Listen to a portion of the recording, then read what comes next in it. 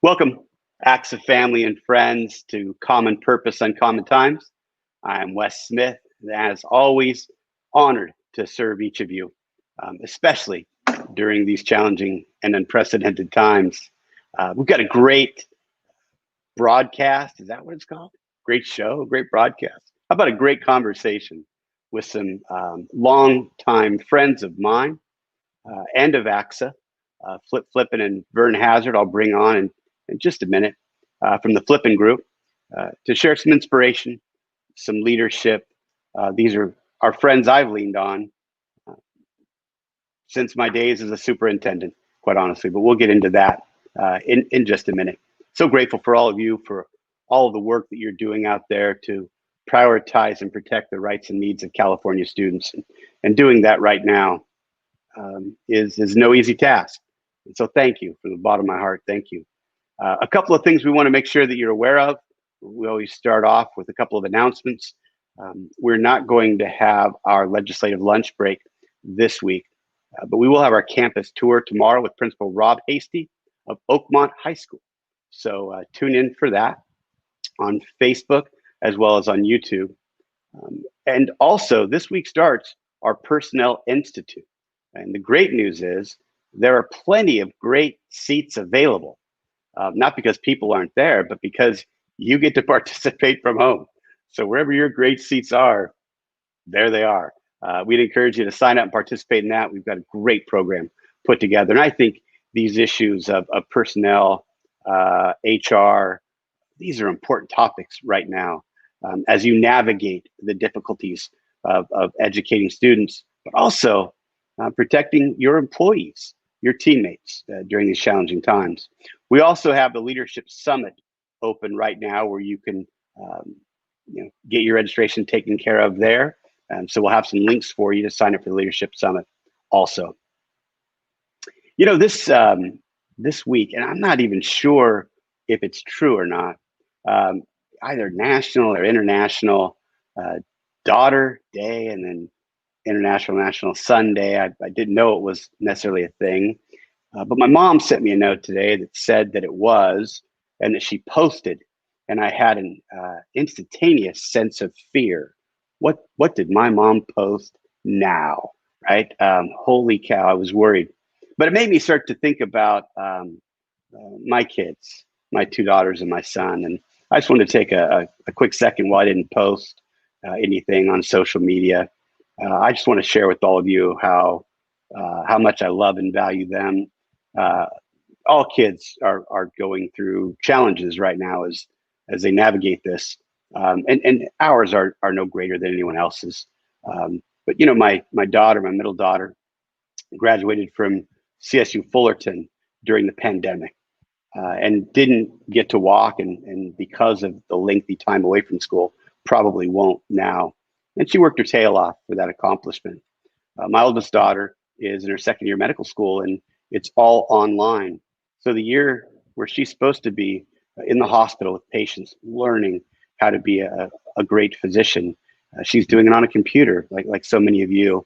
And my son, he's a senior this year, and he had to miss the show that he's dreamt of performing in his whole life.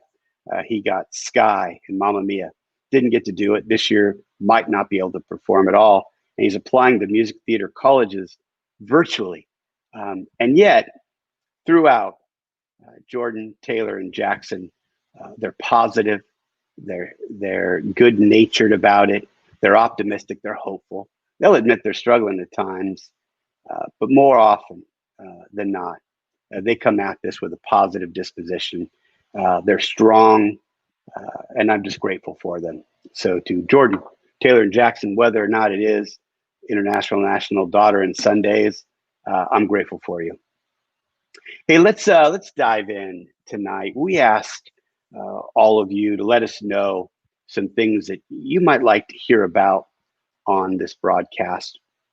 And one of the things was some thoughts about hope and inspiration, how you as leaders might inspire others, inspire yourself, provide hope in this time where hope is a precious commodity. And so we went to one of our friends, it was probably 11 years ago when I was moving to Morgan Hill to be a superintendent. John Allman called me and said, "Hey, Wes, you got to come to Reading. There's this Flippen group doing this training called Capturing Kids' Hearts." And I sat through one day of it. It was awesome. This is right up your alley. You ought to come see this. So I jumped in the car that night, drove to John's house the next day, went and listened to the amazing staff at the Flippen group talking about capturing kids' hearts. And that quote that they used, and I borrowed it ever since, kids don't know it, you care. Kids don't care what you know until they know that you care. They always say it better, but they get paid for it. I just do this for free. But the whole spirit of it was creating those appropriate pro-social relationships with students, to get the most out of them, to empower them to be their best selves. So I went to Morgan Hill and brought the Flippen group in to work with my team there. And then at AXA, we did leadership training with them. And each time learned so much working with them. And so tonight I'm really grateful to welcome my friends, Flippen, to the show, as well as Vern Hazard, and those of you that have been to our conferences and seen our events, you know them because they're there.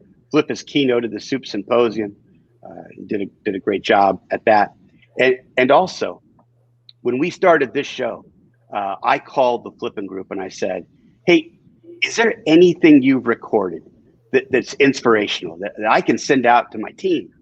And Flip's team said, "Wes, we're on it." I'm like, no, I don't want to cause any work. And they're like, no. Give us a day, call us back. Well, Flip, as gracious as he is, said, "I'll tape something." So they recorded something that week that then we pushed out to the field, and it was awesome. And so once again, they've stepped up. Welcome, Flip and Vern. Glad to have you both here on our Facebook Live tonight. Thank you, Wes. Yeah, thanks, Wes. Thanks, Wes. Thank it's you. Great being with you guys. We always look forward to getting time with you, so this is good. Yeah. Well, thank you, Wes. Again, if it were under different circumstances, that would be perfect. But this is great. Also, it's great to have you. Let's dive in. Flip, I know you in particular. You spend a significant amount of time encouraging and speaking to educators during these challenging times. I've heard you talk about reframing. And in fact, that was the theme of that video that you shot for us. And it's changed my leadership, my perspective. We mention it every night on this show. Can you speak to this in more detail? What did you mean by reframing and why is that important? Yeah, Wes, it's a great skill. It really is. The cool thing about it is that you can learn to do it. And if you can learn to reframe, you can teach how to reframe. And, I just think about some things that have taken place just recently. People are talking about how we've been under quarantine. Well, okay, what's the other side of that? Well, gosh, for Susan and I, we've had more time than ever. Well, okay, but you've been isolated. Okay, I'm apart from a lot of people, but I'm not alone. I can still be connected. Reframing is this ability to take a negative and find an opportunity in it that you can do something with. It's not being Pollyanna. It's not saying, oh, I just want to think positively, but it's taking a very real negative and saying, what can I do with this? Because if we can't do anything with it, then it's just talk. It's just hyperbole.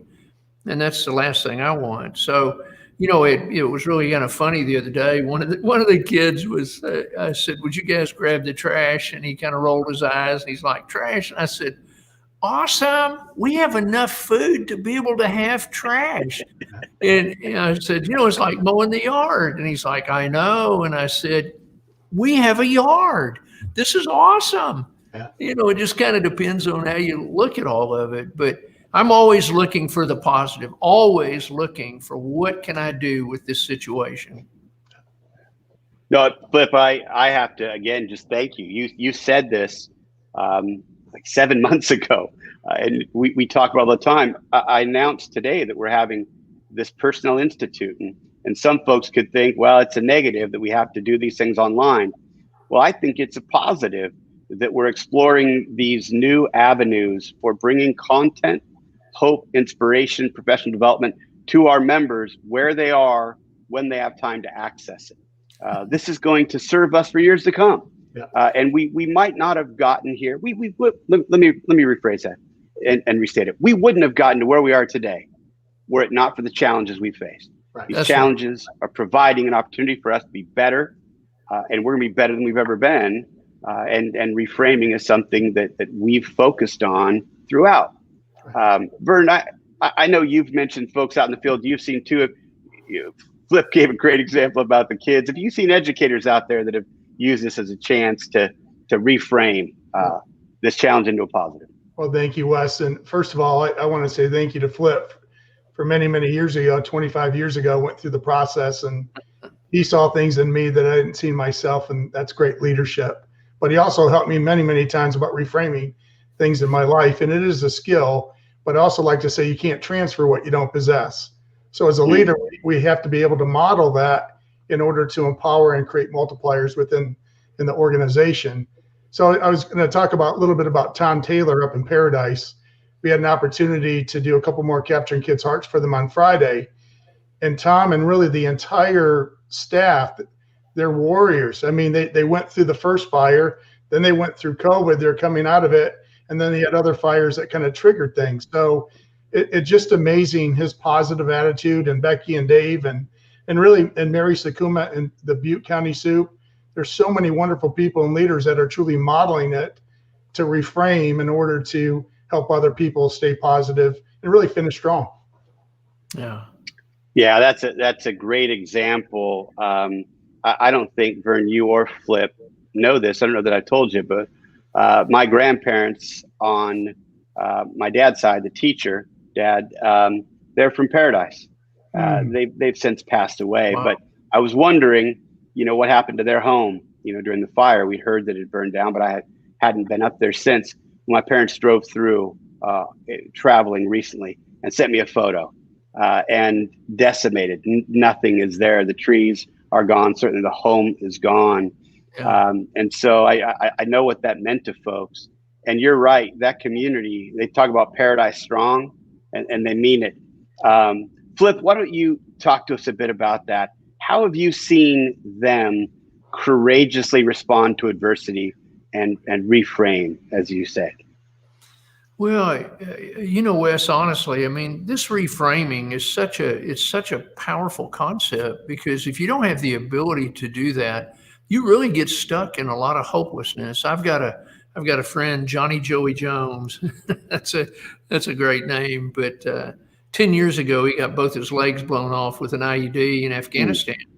Now tell me, do you celebrate the fact that you got your legs blown off, or do you celebrate that 10 years ago you got to keep your life, you stayed alive? And I look at the team in Paradise, which to me are some of the most amazing educators. In fact, right now, much of California is facing very similar situations. And so you look at that and you say, what have we got left? What can we build with? How do we teach our kids? How do we catch them up? What can we do right now to serve those kids? And the reframing that has to take place in there. In fact, Tom even said it. So many of our buildings were burned down.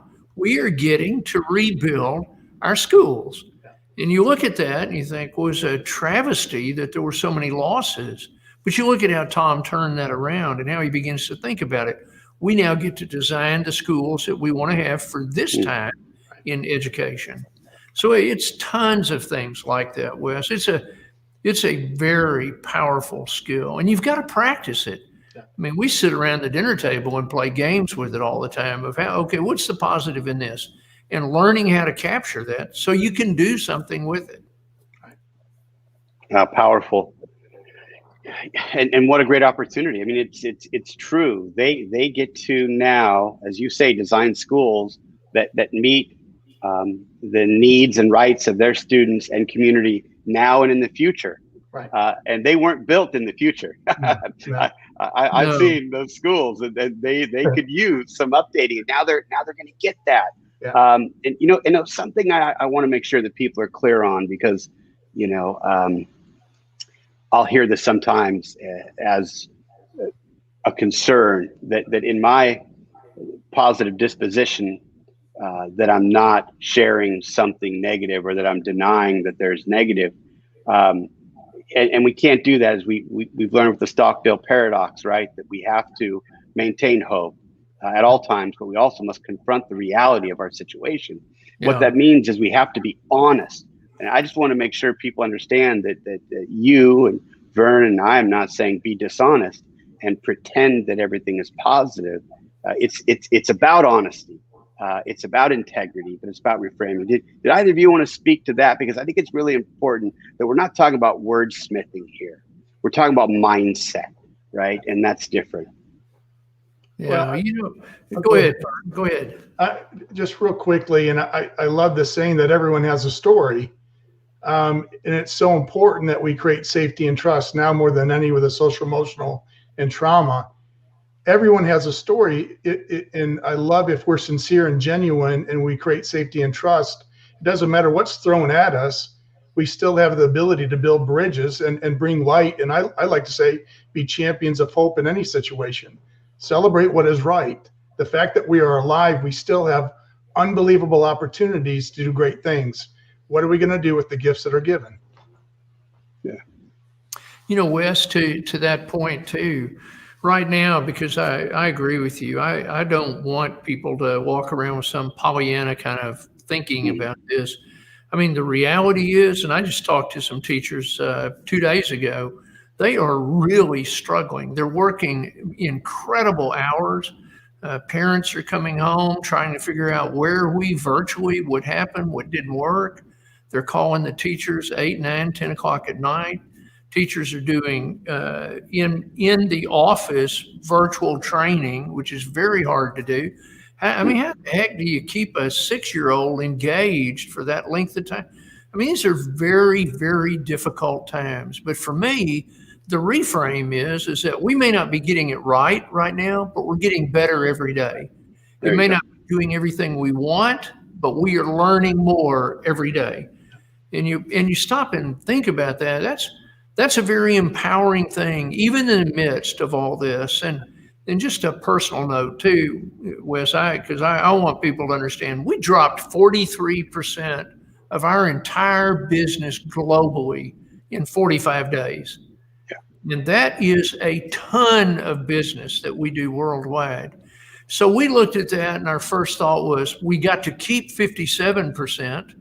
And I guarantee you the airlines, they'd give their right arm right now for that 57%. So we rejoiced in that. The second thing is we had the ability to develop virtual products that we had pushed off. We weren't going to do it.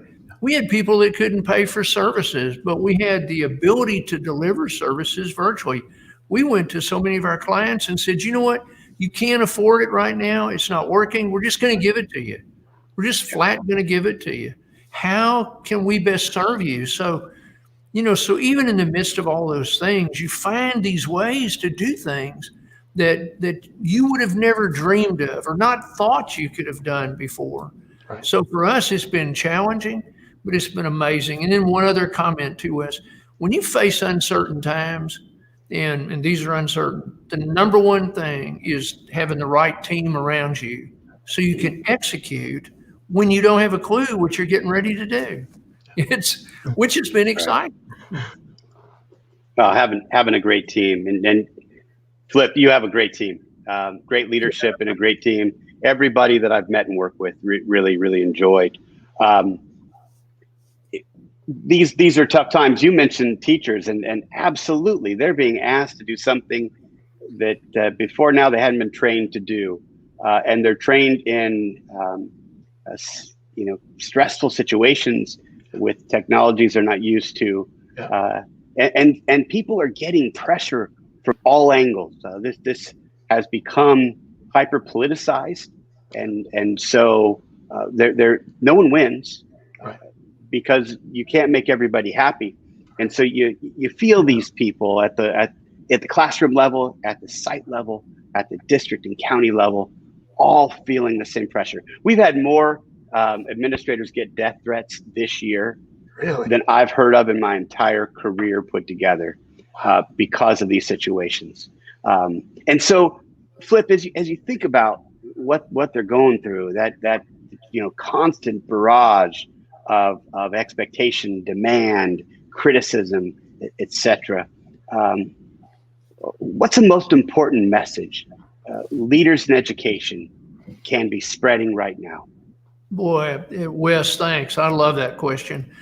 And this is going to sound a little negative at first, but I've sat through hundreds and hundreds of convocations where one of the leaders will stand up and talk about data and test results and outcomes and graduation rates and all that. I'm trying to tell you, Wes, those are not inspiring things. They're just not. What is inspiring is the reason we got into education. Who are we and why do we do what we do? I mean, you look at teachers right now, they got into this to be with kids. They didn't get into this to sit in front of a computer all day and talk to a bunch of little tiny squares of heads that you can't really see. And so as leaders, I think that it is incumbent upon us to continually be talking about our purpose. Why do we do what we do? Who are we? And when we're conveying that message, I mean, that's a powerful message to me. And so I think that's what we ought to be doing. We ought to be hearing kids' stories. We ought to be hearing stories from parents talking about, we have no idea how y'all are pulling this off, but thank you, thank you, thank you. Mm. It's the purpose, keeping it in front of the people that we serve with. Yeah, powerful. You know, the data serves its purpose.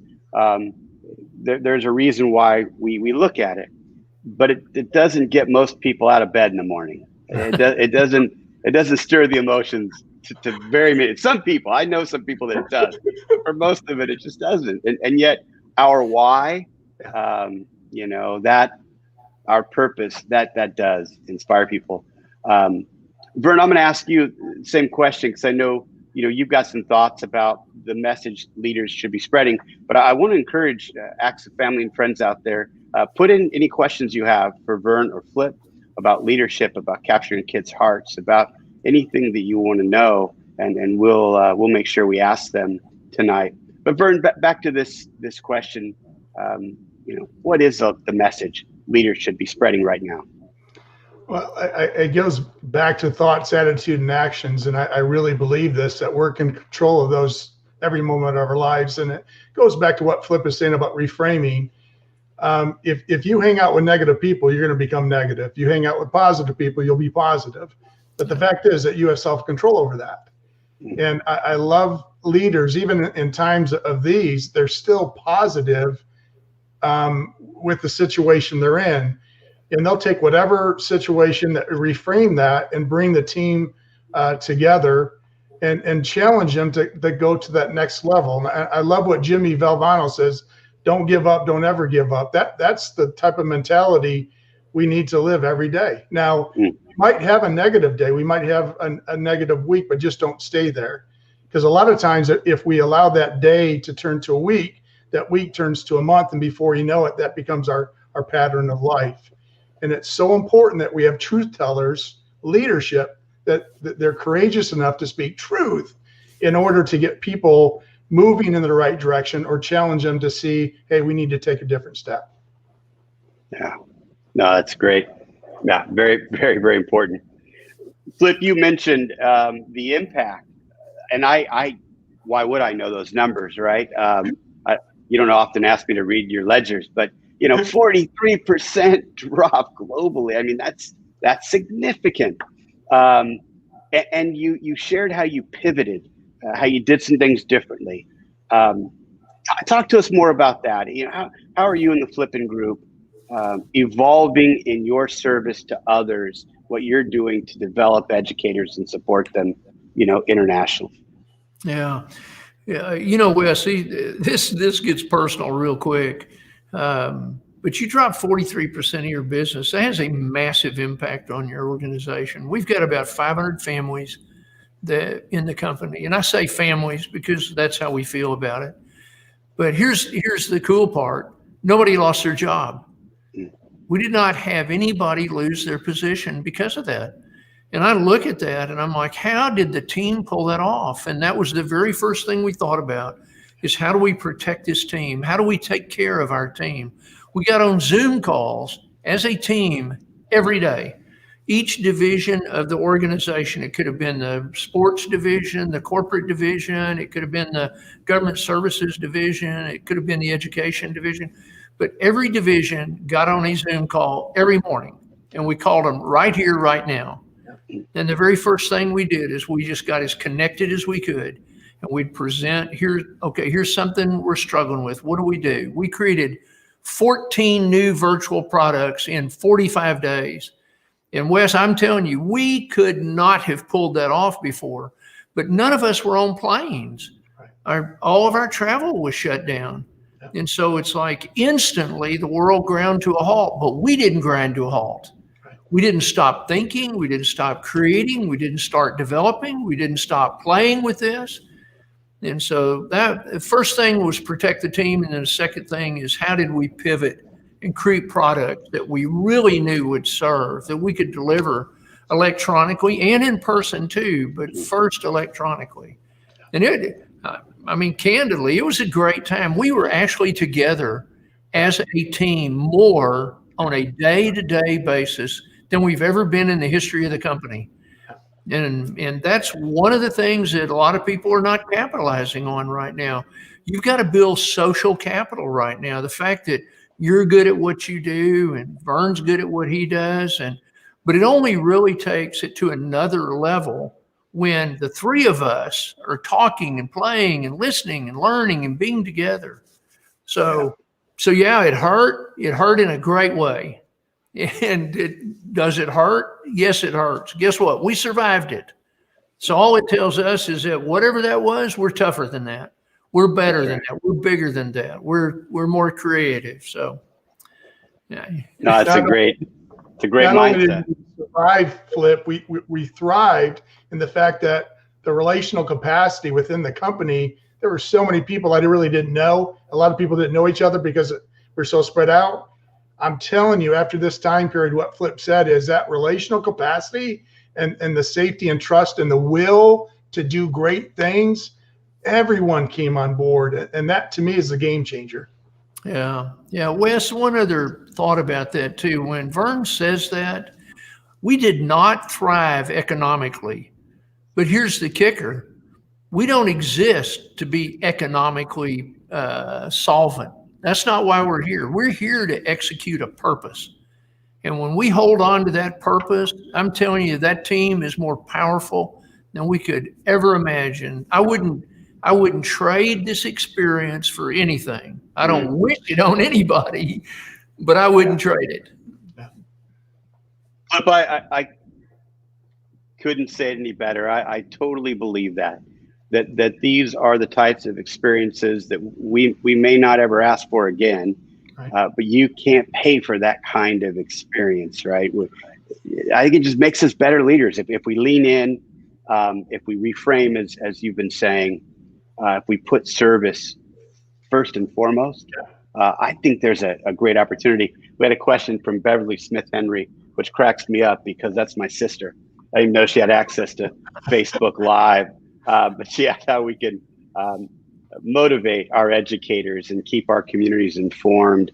And that question she asked, I just want to say that's a great idea. Reaching out and letting your educators know how much you care about them. When I've talked to teachers or principals or superintendents, when they hear from their community how much they care about them, man, it inspires them to keep doing the work. Email, send a note, make sure that it's disinfected and all that kind of stuff. But, let them know you care about them. That's how you keep them motivated because they feel isolated right now. Yeah. They feel isolated and they feel like everyone's against them. That's what I'm hearing. Let them know that you're not against them, Bev and everybody else out there. Let them know you care about them and that you're going to give them grace. They're not going to be perfect. No one's going to be perfect in this. But they're going to be better because of it, and so will our kids ultimately as well.